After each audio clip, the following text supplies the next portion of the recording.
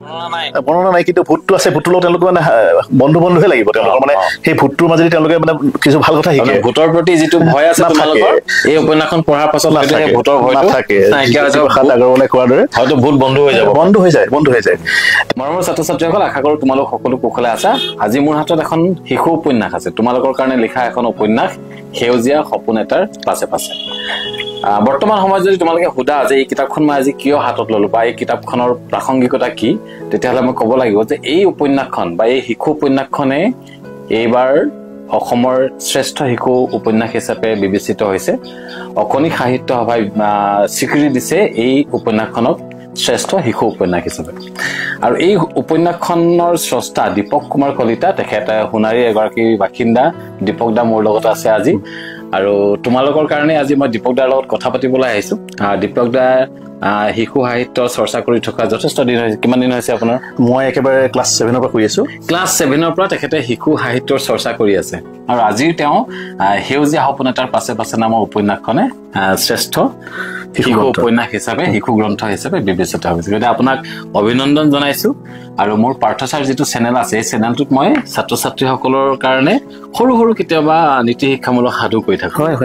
গতিকে এই চেনেলটোলৈ বা এই মোৰ পেজটোলৈ আপোনাক স্বাগতম জনাইছো প্ৰথম কথা আমি সুধিব খুজিছো যে আপুনি কিমান চনৰ পৰা মানে ক্লাছ 7 বুলি ক'লে এনে কিমান চনটো কি আছিল তেতিয়া কেনেকৈ আপুনি আৰম্ভ কৰিছিলে শিশু সাহিত্যৰ চৰ্চা বা সাহিত্য চৰ্চা কেনেকৈ আৰম্ভ হয় হয় সাহিত্য চৰ্চা কৰিবলৈ মই আচলতে এটা পৰিৱেশ এটা ঘৰত পাইছিলো সেই পৰিৱেশটো মোৰ মায়ে দিছিলে তেতিয়া মই সৰু আছিলো মায়ে মানে খুবেই কিতাপ পঢ়ি থকা দেখো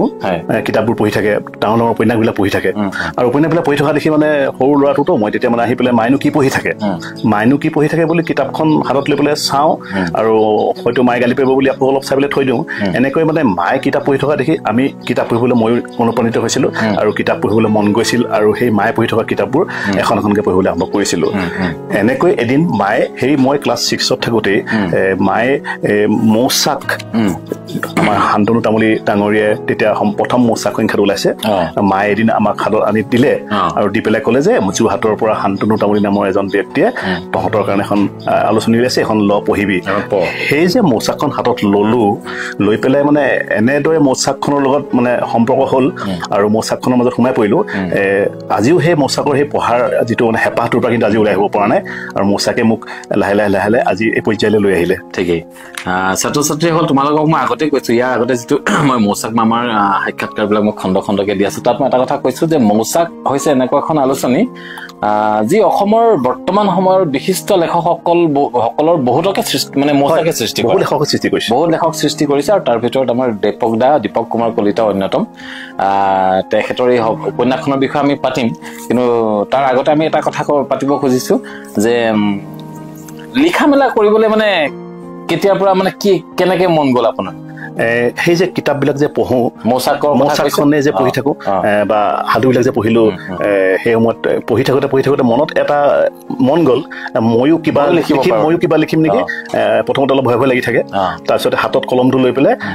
অলপকৈ আৰম্ভ কৰিলো দেখিলো হ'ল দেখোন হোৱাৰ পাছত সেইটো প্ৰথম মাক দেখুৱালো মায়ে ক'লে ভাল হৈছে আৰু তাৰ পাছতে লগৰ বন্ধুবিলাকক দেখুৱালো তেওঁলোকে খুব ভাল পালে এনেকৈ ভাল পালো বুলি কোৱাৰ লগে লগে মনত সাহস হ'ল আৰু তেনেকৈ লাহে লাহে লিখিবলৈ আৰম্ভ কৰিলো আপুনি এতিয়া আমি আপোনাৰ লগত কথা পাতিছো আপুনি কৈছে যে মই প্ৰতিদিনেই লিখো হয় প্ৰতিদিনেই লিখেনে আপুনি তাৰ মানে কি হয় আচলতে লিখিবলৈ মানে বাধ্য হোৱা নিচিনা হয় লিখা মেলা কামবোৰ থাকে দিনত যিহেতু মই স্কুলত থাকো স্কুলৰ দায়িত্বত থাকো আৰু সন্ধিয়া সময়ত আহি পাওঁহি আৰু বিভিন্ন ধৰণৰ সামাজিক কাম কাজৰ লগত জড়িত হৈ থাকিব লাগে মই নাটকো ভাল পাওঁ ক্লাছ 7 পৰা একেলগে মই আপুনি নাট্য চৰ্চা কৰে মই দীপক দা এগৰাকী ভাল নাট্যকাৰ তেখেত অভিনয় কৰো পৰিচালনা কৰে একেলগে দুইটা মানে হেৰি যিটো মানে ভাল কামৰ লগত মই জড়িত হৈছিলো সেই ক্লাছ 7তে একেলগে নাটকৰ লগতো জড়িত হৈছিলো আৰু সাহিত্যৰ লগতো জড়িত হৈছিলো মোৰ মানে প্ৰথম প্ৰেম দুইটাৰ লগত তাৰপাছতে ইটোৱে সিটোক মোৰ টানি লৈ আহিলে আৰু শেষত যেতিয়া সেই মৌচাকখন যেতিয়া পঢ়িলো সেই সময়তে মই এখন উপন্যাস লিখিলো মহাকাশলৈ যায় তিনিটা ল'ৰা সৰু মৌচাকতে প্ৰকাশ উপন্যাস সেইখন 87ৰ কথা 87 তেতিয়া মানে ঠিক মই 7ৰ পৰা আহিছো আৰু 8লৈ আহিছো আহি পেলাই পেলাই এদিন ভাবিলো যে মৌচাকখন এই উপন্যাসখন মৌচাকত মই দিম প্ৰকাশ কৰিবলৈ আৰু সেই উপন্যাসখন লৈ আমি তেতিয়া নামৰূপত আছিলো আমাৰ দেউতাই তাতে চাকৰি কৰিছিলে আমি নামৰূপে মোক আচলতে গঢ় দিয়া সাহিত্য ক্ষেত্ৰখনলৈ নাটকৰ ক্ষেত্ৰখনলৈ লৈ আহিলে তেতিয়া মই নামৰূপৰ পৰা ৰঙা বাছত আহি পেলাই যোৰহাটলৈ ৰঙা STC বাছত যোৰহাটলৈ আহিলো যোৰহাটলৈ আহি তেতিয়া সেই JB ৰোড আছিলে মৌচাকৰ অফিচটো তাতে সুধি মই গলো একেবাৰে ওপৰ মহলত আছিলে ওপৰ মহললৈ গৈ পেলাই তাত মই দুজন ব্যক্তিক লগ পালো মই শান্তনু মৌচাক মামাক লগ নাপালো তাত দুজন ব্যক্তি লগ পালো তাৰ এজন আছিল ৰথীন্দ্ৰনাথ গোস্বামী এজন অসমৰ বিশিষ্ট সাহিত্যিক আৰু আনজন আছে আমাৰ শান্তনু কৌশিক বৰুৱা তাতে তেওঁলোক ওলাই আহিলে আৰু মোক ক'লে যে ক'ৰ পৰা আহিছে মই ক'লো যে মই এনেকৈ নামৰ পৰা আহিছো তেতিয়া মই তেওঁলোকক উপন্যাসখন দিলো ক'লে থৈ যোৱা আমি দাদাক দিম তাৰপিছত মই গুচি আহিলো গুচি অহাৰ পাছতে মই তেনেকৈ থাকিলো আৰু এমাহৰ পাছত মোৰ লগৰ এজনে দৌৰি আহি খবৰ দিলে দুৰ্গা পূজা পাইছেহি আৰু যে ঐ তোৰ উপন্যাস এখন মৌচাকত ওলাইছে আৰু সেইদিনা মই যিটো আনন্দ মানে পালো আৰু মই একেবাৰে মই লগে লগে ঘৰলৈ আহিলো ঘৰলৈ আহি পেলাই মাক ক'লো যে মোক পইচা দিয়কচোন মা মই মৌচাকখন লৈ আহোঁ মায়ে লগে লগে পইচা দিলে আৰু মই একেবাৰে দৌৰি গলো দৌৰি পেলাই কিতাপৰ দোকানখনৰ পৰা মই কৈছো দাদাজনক যে মৌচাকখন দিয়কচোন তেওঁ দিলে মই লগে লগে মানে বেটুপাত লুটিয়াইছো আৰু মানে যিখন হেৰি থাকে আমাৰ সূচীপত্ৰ থাকে তাত মোৰ নামটো দেখিছো আৰু চাইছো যে একেবাৰে মানে ৰঞ্জু হাজৰিকা ভুৱন বৰুৱা আৰু তাৰ পাছতে মোৰ উপন্যাসখন আছে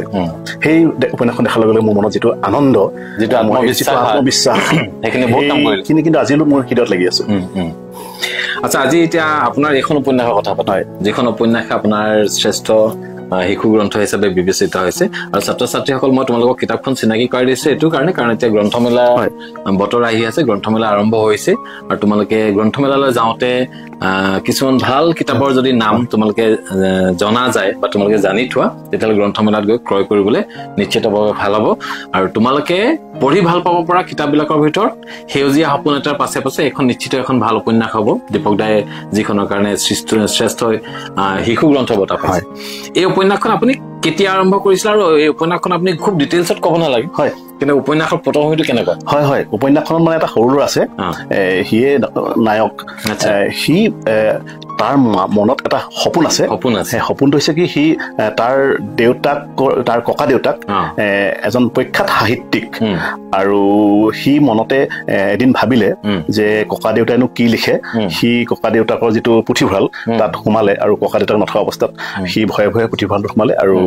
ককা দেউতাকৰ পুথিভঁৰালত থকা বিভিন্ন অসমীয়া সাহিত্যৰ ভাৰতীয় সাহিত্যৰ কিতাপবোৰ সি এখন এখনকে চালে সি চাই থাকোঁতে মনতে এটা তাৰ ভাৱ হ'ল মই কিতাপবোৰ পঢ়িম ডাঙৰ হ'লে মই কিতাপবোৰ পঢ়িম আৰু আহি পেলাই সি ককা দেউতাকে লিখা যিবিলাক কিতাপ সেই কিতাপবোৰ হাত দিলে সেই কিতাপ এখন চাই সি মানে খুব আপ্লুত হ'ল আৰু সি মনতে ভাবিছে যে ময়ো এদিন ককা দেউতাৰ নিচিনা এজন সাহিত্যিক হ'ম তেতিয়া মানে মাকক আহি ক'লে কথাটো মাকে ক'লে তুমিতো ভাবিলে নহ'ব তাৰ কাৰণে তুমি কিবা কৰিব লাগিব তাৰপাছতে সি মানে সেই তাৰ সপোনটোক সেই যে ককা দেউতাকৰ দৰে এজন সাহিত্যিক হ'ব লগতে ভাল মানুহ হ'ব সি এজন ভাল মানুহ হ'বৰ কাৰণে এটা মানে মনতে ভাবিছে কেনেকে আগবাঢ়িলে গোটেই কথাখিনি ইয়াতে আছে আৰু মানে সি এটা মানে ককা দেউতাকক নিজৰ আদৰ্শ হিচাপে লৈছে হয় গতিকে কিতাপখন তোমালোকে নিজে কিনি পঢ়িবা কিতাপখনৰ বিষয়ে বিশেষ আমি এতিয়া কথা নাপাতো কিন্তু কথা হ'ল যিটো সেউজীয়া সপোন এটাৰ কথা কৈছে এই অকণমানি ল'ৰাটোৰ যেনেকে তোমালোকৰ প্ৰত্যেকৰ এটা নিজা সপোন থাকে কোনোবাই ডাক্তৰ হ'ম বুলি ভাবে কোনোবাই ইঞ্জিনিয়াৰ হ'ম বুলি ভাবে কোনোবাই হয়তো সাহিত্যিক হ'ম বুলি ভাবে প্ৰত্যেকৰে নিজা এটা সপোন থাকে কিন্তু এই সপোনটোক কেনেকে লালন কৰিব লাগে বা এই সপোনটোৰ কেনেকে যত্ন আমি ভাবিলেই যে হৈ যাম এনেকুৱা কথা নহয় আমাৰ সপোনটোক আমি যেতিয়া লালন কৰোঁ আমি যেতিয়া তাক পালন কৰোঁ তাক আমি যত্ন যেতিয়া লওঁ আমি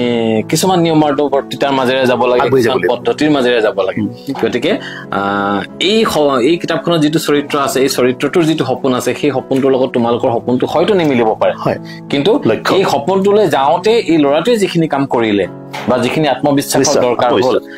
একেখিনি আত্মবিশ্বাস চাগে তোমালোকৰ সপোনটো বাস্তৱায়িত কৰাৰ ক্ষেত্ৰতো দৰকাৰ হ'ব গতিকে এখন নিশ্চিতভাৱে এখন তোমালোকৰ মনোৰঞ্জন ধৰ্মী এখন উপন্যাস হ'ব লগতে তোমালোকক এখন অনুপ্ৰেৰণা প্ৰদান খুব ভাল পাব আচ্ছা আপোনাৰ এতিয়া বৰ্তমান আৰু উপন্যাস আপোনাৰ চলি আছে নেকি শিশু উপন্যাস বজাৰত উপলব্ধ আছে মোৰ হেৰি অপুৰ পৃথিৱী চিন্তামণি প্ৰকাশনে প্ৰকাশ কৰিছে সেইখন অপুৰ পৃথিৱী 2019 বৰ্ষত শ্ৰেষ্ঠ হিয়া ৰামধেনুৱে আয়োজন কৰিছিলে শ্ৰেষ্ঠ শিশু উপন্যাসৰ বঁটা লাভ কৰিছিলে সেই উপন্যাসখন বজাৰত আছে আৰু এখন নেশ্যনেল বুক ট্ৰাষ্টে প্ৰকাশ কৰিছিলে অসমীয়া মৌলিক সাহিত্য প্ৰথম অসমীয়া মৌলিক লেখকৰ সাহিত্য উপন্যাস আছিলে শিশু উপন্যাস মৰমৰ অপুৰ পৃথিৱীখন এখন অপুৰ পৃথিৱী এখন হৈছে অপুৰ পৃথিৱী এখন এতিয়া গ্ৰন্থমেলাত উপলব্ধ হ'ব গ্ৰন্থমেলাত উপলব্ধ কোন প্ৰকাশন বুলি ক'লে চিন্তামণি প্ৰকাশনৰ অপুৰ পৃথিৱী এখন আমাৰ দীপক কুমাৰ কলিতাদেৱে লিখিছে তাৰপিছত ভূতৰ সৈতে নিশা এখন শিশুৱে ইয়াত গল্প আছে শিশুৰ গল্প আছে ইয়াত 5টা গল্প আছে ভূতৰ সৈতে নিশা ইয়াতো 5টা শিশু গল্প আছে তোমালোকে নিশ্চিতভাৱে ভাল পাবা এখনো ৰেখা প্ৰকাশনে প্ৰকাশ কৰিছে আৰু তাৰপিছত নেশ্যনেল বুক ট্ৰাষ্টৰ এখন মৌলিক কিতাপ আছে মৰমৰ বন্ধু আৰু এই মৰমৰ বন্ধুৰ এটা ডাঙৰ এটা কৃতিত্ব আছে যে এই ভাষাখন এই কিতাপখন আপুনি আপোনাৰ এখন মৌলিক আপুনি ৰচনা কৰিছে লগতে ইংৰাজী আৰু হিন্দীৰ লগতে ভাৰতৰ 13টা আঞ্চলিক ভাষালৈ অনুবাদ হৈছে ভাৰতৰ 13টা আঞ্চলিক ভাষালৈ অনুবাদ হৈছে এই মৰমৰ বন্ধু নামৰ কিতাপখন এখন ক'ত গ্ৰন্থমেলাৰ নেশ্যনেল বুক ট্ৰাষ্টৰ থলিতে পাব ধুনীয়া গতিকে সেউজীয়া সপোন এটাৰ পাছে পাছে মৰমৰ বন্ধু ভূতৰ সৈতে নিশা বা অপুৰ পৃথিৱী এইখন দীপকদাৰ কিতাপ গ্ৰন্থমেলাত তোমালোকে উপলব্ধ আছে তোমালোকে বিচাৰিলে পাব নিশ্চয় পাব গতিকে আশা কৰিছো দীপকদাৰ কিতাপবিলাক তোমালোকে পঢ়িবা আৰু আপোনাৰ কি পৰিকল্পনা আছে শিশু সাহিত্যক লৈ আচলতে বহু পৰিকল্পনা মনত লৈ আছো মই মনে বিচৰা মতে বহুখিনি কাম কৰিবলৈ এতিয়াও বাকী আছে যিহেতু মই শিকি আছো আৰু বহু কাম কৰাৰ হেঁপাহ বা আগ্ৰহ এতিয়াও বাকী আছে গতিকে মই ভাবিছো যে শিশুসকলক আমি এই কিতাপৰ মাজেদি তেওঁলোকে ভাল পোৱা কাহিনীবিলাকৰ মাজেদি তেওঁলোকক আমি বহু কথা ক'ব পাৰো আৰু মই দেখিছো মোৰ নিজৰ বিদ্যালয়ৰ ছাত্ৰ ছাত্ৰীসকলৰ মাজতো দেখিছো তুমি চাগে পাইছা তেওঁলোকে কাহিনীৰ প্ৰতি খুব আকৃষ্ট হয় ভাল কাহিনী এটা ক'বলৈ গ'লে তেওঁলোকে শুনে আৰু আমি আমাৰ ক'বলগীয়াখিনি তেওঁলোকক কাহিনীৰ মাজেদি যদি কওঁ তেওঁলোকে সুন্দৰভাৱে কথাখিনি শুনে গতিকে এনেধৰণৰ গল্প উপন্যাসৰ মাজেদি যদি আমি শিশুসকলক ক'বলগীয়া কথাখিনি ক'ব পাৰো তেওঁলোকে ভাল খুব সুন্দৰভাৱে লয় তেনেকে ভূতৰ গল্পবিলাকৰ মাজতো মই তেওঁলোকক ভয় খোৱাটো উদ্দেশ্য নহয় তেওঁলোকক সেই ভূত যিহেতু এটা তেওঁলোকৰ অতি মানে বৰ্ণনা নাই কিন্তু ভূতটো আছে ভূতৰ তেওঁলোকে মানে বন্ধুহে লাগিব তেওঁলোকৰ মানে সেই ভূতটোৰ মাজেদি তেওঁলোকে মানে কিছু ভাল কথা শিকে ভূতৰ প্ৰতি যিটো ভয় আছে তোমালোকৰ এই উপন্যাসখন পঢ়াৰ পাছত সেই ভূতৰ ভয়টো নাইকিয়া হৈ যাব আগৰলৈ কোৱাৰ দৰে হয়তো ভূত বন্ধু হৈ যায় তেনেকুৱা কথা তেওঁলোকে আৰু এখন আছে তেওঁলোকে ভাল পাব আমাৰ ৰেখা প্ৰকাশনে কৰিছে সৰ্বোত্তম নীতি শিক্ষা মানে এখন প্ৰকাশলে আছে এইখনে সৰ্বোত্তম নীতি শিক্ষা অতি প্ৰয়োজনীয় এখন গ্ৰন্থ বুলি ভাবিছো তোমালোকৰ কাৰণে খুব ভাল কিতাপ এখন তোমালোকে গ্ৰন্থমেলাত তেওঁলোকে ল'ব পাৰিব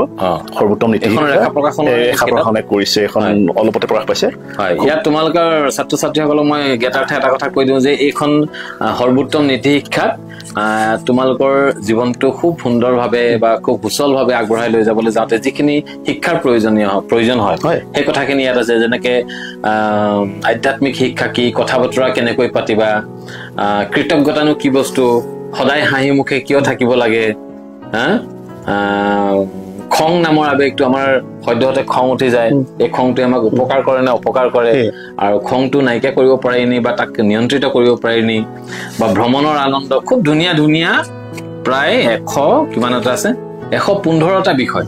তোমালোকৰ জীৱনৰ কাৰণে খুব প্ৰয়োজনীয় 115টা বিষয় সন্নিবিষ্ট কৰি এই অকণমানি কিতাপখন লিখিছে সৰ্বোত্তম নীতি শিক্ষা তোমালোকে গ্ৰন্থমেলাত এখন কিতাপ বিচাৰিবা আৰু খুব প্ৰয়োজনীয় কিতাপ এখন আৰু আপোনাৰ লতা মংগেশকাৰৰ এখন আছে লতা মংগেশকাৰ এখন কি হয় এখন জীৱনী গ্ৰন্থ এখনো লতা মংগেশকাৰৰ জীৱনী এখনো আছে দীপক দাই লিখা আৰু এখনো তোমালোক গোটেই আটাইকেইখন গ্ৰন্থমেলাত উপলব্ধ হ'ব গতিকে তোমালোকক ভাল কিতাপৰ বিষয় কোৱাটো মোৰ দায়িত্ব বা আগতেও মই কৈ আহিছো ভাল কিতাপ যেতিয়া মই পাওঁ মই তোমালোকক কওঁ আৰু এইখন কিতাপ হৈছে ভাল কিতাপৰ মাজৰ কেইখনমান কিতাপ তোমালোকে এইবাৰ গ্ৰন্থমেলাত নিশ্চিতভাৱে কিতাপখিনি বিচাৰিব পাৰা আমাৰ ছাত্ৰ ছাত্ৰীসকলৰ কাৰণে কওক না তেওঁলোকে খুব লিখিবলৈ বিচাৰে বা পঢ়িবলৈও বিচাৰে কিতাপ পঢ়িম বুলি ভাবে কাইলৈৰ পৰা পঢ়িম বুলি ভাবে পৰহিলৈৰ পৰা পঢ়িম বুলি ভাবে কিন্তু তেওঁলোকে পঢ়া নহয় কি আচলতে পঢ়া অভ্যাসটো কেনেকৈ কৰিব পাৰি পঢ়া অভ্যাসটো মানে মনতে ভাবি ল'ব লাগিব যে আমি যেতিয়া যিটো কাম কৰিম সেই কামটো কৰিব লাগে ভালকে মই এই সময়ত পঢ়িম এঘণ্টা মই পঢ়িম সেই সময়ত বেলেগ কথা বাদ দিব লাগিব মোবাইলটো মই নাচাওঁ মোবাইলটো মই আঁতৰত থাকিম মই সেই পঢ়া কামটো যেতিয়া কৰিম মই পঢ়িমেই আৰু মোৰ মানে বেলেগ একোৱে মোক মানে হেৰি কৰিব নোৱাৰে আমনি কৰিব নোৱাৰে মই খেলিম এই সময়ত মই খেলিমেই আৰু তাৰমানে আমি শিশুসকলে বা আমাৰ ছাত্ৰ ছাত্ৰীসকলে এই কামটো কৰাটো আমি ভাল যে যেতিয়া যিটো কাম কৰিব সেই কামটোকে ভালকে কৰিলেই তেওঁলোকে নিজৰ সফলতা সফলতা তেওঁলোকৰ হাতলৈ আহিব আৰু লক্ষ্য অভিমুখে আগবাঢ়ি যাব পাৰিব গতিকে তেওঁলোকে যে কিতাপ পঢ়িব সেইখিনি সময়ত তেওঁলোকে কিতাপ পঢ়া সময়ত অন্য কথাৰ পৰা আঁতৰি আহিলে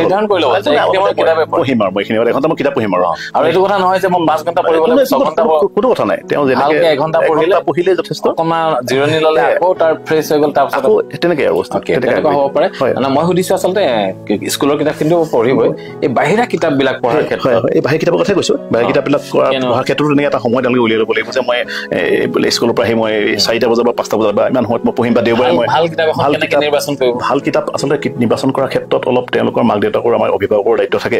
বা যদি অভিভাৱকসকলে এই ক্ষেত্ৰত হয়তো চাগে তেওঁক সহায় কৰিব নোৱাৰিলেও কিবা ব্যস্ততাৰ কাৰণে তেওঁলোকে শিক্ষাগুৰুজনক সুধি পেলাই যেনে তোমাক বা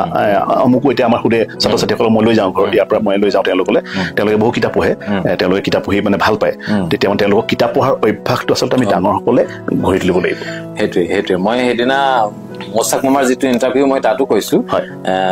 জে.কে. ৰাউলিঙে কোৱা এষাৰ কথা মই সেইদিনা মনত পৰা নাছিল জে.কে. ৰাউলিঙে এটা কথা কৈছে যে কিতাপ পঢ়ি কোনো আচলতে বেয়া নাপায় কিতাপ পঢ়ি সকলোৱে ভাল পায় কিতাপ পঢ়ি সকলোৱে আমোদ পাব পাৰে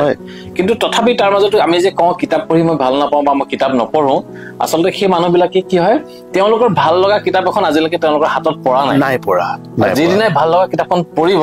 সেইদিনাৰ পৰা তেওঁলোকক আৰু বেলেগে কিতাপ পঢ়িবলৈ কোৱাৰ কোনো প্ৰয়োজন নাই গতিকে কিতাপ পঢ়াৰ ক্ষেত্ৰত গ্ৰন্থ নিৰ্বাচনটো বহুত ডাঙৰ কথা আমি ভাল নলগা কিতাপখন যদি মই জোৰ জবস্তি পঢ়িবলৈ যাওঁ তো কিতাপ পঢ়া কাৰবাৰটোৰ প্ৰতি মোৰ অনীহা জন্মিব গতিকে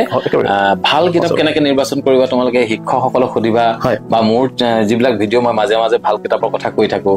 দীপক দাহঁতৰ নিচিনা মানুহ আছে বা তোমালোকৰ কিতাপ পঢ়া যিবিলাক বন্ধু বান্ধৱী আছে তেওঁলোককো সুধিব পাৰে যে তুমি পঢ়ি আটাইতকৈ ভাল পোৱা কিতাপখনৰ নামটো কোৱাচোন এবাৰ মই কিনো গতিকে গ্ৰন্থমেলা আহি আছে এতিয়া পূজা গ'ল দেৱালী গ'ল তোমালোকে ফটকা বেলুন কিনি যথেষ্ট অৰ্থ ব্যয় কৰিছে বা কৰিবই লাগিব কিন্তু তাৰ মাজতো কিতাপৰ কাৰণে যাতে আমাৰ